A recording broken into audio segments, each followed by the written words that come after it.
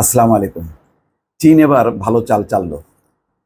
বেজিংয়ে ফাতা এবং হামাস ফিলিস্তিনের দুই স্বাধীনতাকামী গোষ্ঠীকে তারা এক করছে। তার মধ্য দিয়ে ফিলিস্তিনিদের মধ্যে যে ঐক্য বা অনৈক্য বা বিভাজনটা আছে তারা দূর করে একটা শক্তিশালী সংগঠনে রূপ দিতে চাচ্ছে। যখন একেবারে ইসরায়েলের আগ্রাসনে কোণঠাসা হামাস বা ফিলিস্তিনিরা এবং সেখানে আরও হামলা চালানোর জন্য যেখানে মার্কিন যুক্তরাষ্ট্র বিশাল অঙ্কের বাজেট অনুমোদন করেছে, ঠিক সেই সময় চীন একটা ভিন্ন চাল দিল।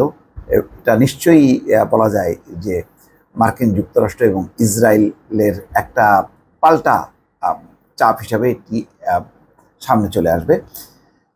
যদি ফিলিস্তিনিদের মধ্যে বিবদমান যে বিভিন্ন গোষ্ঠীগুলো আছে সেগুলো যদি একত্রিত হয়, তাহলে তাদের যে স্বাধীন রাষ্ট্র প্রতিষ্ঠার যেই আন্দোলন, সেই আন্দোলনটা আরও শক্তিশালী হবে এবং সারা বিশ্বের দৃষ্টি আকর্ষণ হবে এবং তার প্রতি একটা সমর্থন বাড়বে বিশ্বব্যাপী।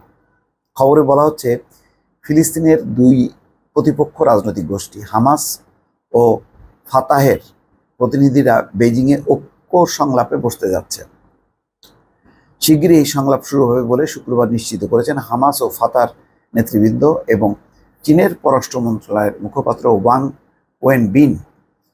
সংলাপে ফাতাহের প্রতিনিধি দলের নেতৃত্ব দেবেন গোষ্ঠীটির জ্যেষ্ঠ নেতা আজাম আল আহমেদ, আর হামাসের প্রতিনিধি দলের নেতৃত্বে থাকবেন ওই গোষ্ঠীর জ্যেষ্ঠ নেতা মুসা আবু মারজুক। উভয় গোষ্ঠীর প্রতিনিধিরা শুক্রবার বেজিংয়ের উদ্দেশ্যে রওনা হয়েছেন বলে জানা গেছে। এদিন চীনের পররাষ্ট্র মন্ত্রণালয়ের নিয়মিত ব্রিফিংয়ে দেশটির পররাষ্ট্র মন্ত্রণালয়ের মুখপাত্র ওয়াং ওয়েনবিন এ প্রসঙ্গে বলেন, আমরা ফিলিস্তিনের জাতীয় কর্তৃপক্ষকে শক্তিশালী দেখতে চাই এবং ফিলিস্তিনের স্বাধীনতাকামী যেসব রাজনৈতিক পক্ষ সংলাপ এবং আলোচনার মাধ্যমে ঐক্য স্থাপন করতে চায় তাদের প্রতি আমাদের পূর্ণ সমর্থন রয়েছে। যেখানে হামাসকে ইসরায়েল এবং পশ্চিমারা একটি নিষিদ্ধ সংগঠন বা সন্ত্রাসী সংগঠন হিসেবে ঘোষণা করেছে, সেখানে চীন তার নিজের দেশে ডেকে এনে তাদের মধ্যে ঐক্য প্রতিষ্ঠা করছে। তাহলে বোঝাই যাচ্ছে যে আমেরিকা পশ্চিমাদের একদম বিপরীত একটি অবস্থানে চীন পরিচালিত হচ্ছে। গত 7ই অক্টোবর গাজায় যুদ্ধ শুরুর পর এই প্রথম চীন সফরে যাচ্ছেন হামাসের কোনো প্রতিনিধি দল।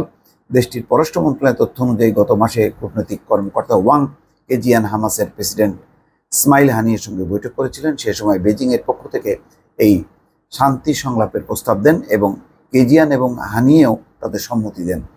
শুক্রবারের সংবাদ সম্মেলনে ওয়াং ওয়েনবিন জানিয়েছেন, ফিলিস্তিনের প্রতিপক্ষ দুই গোষ্ঠীর মধ্যে ঐক্য স্থাপনই সংলাপের মূল উদ্দেশ্য।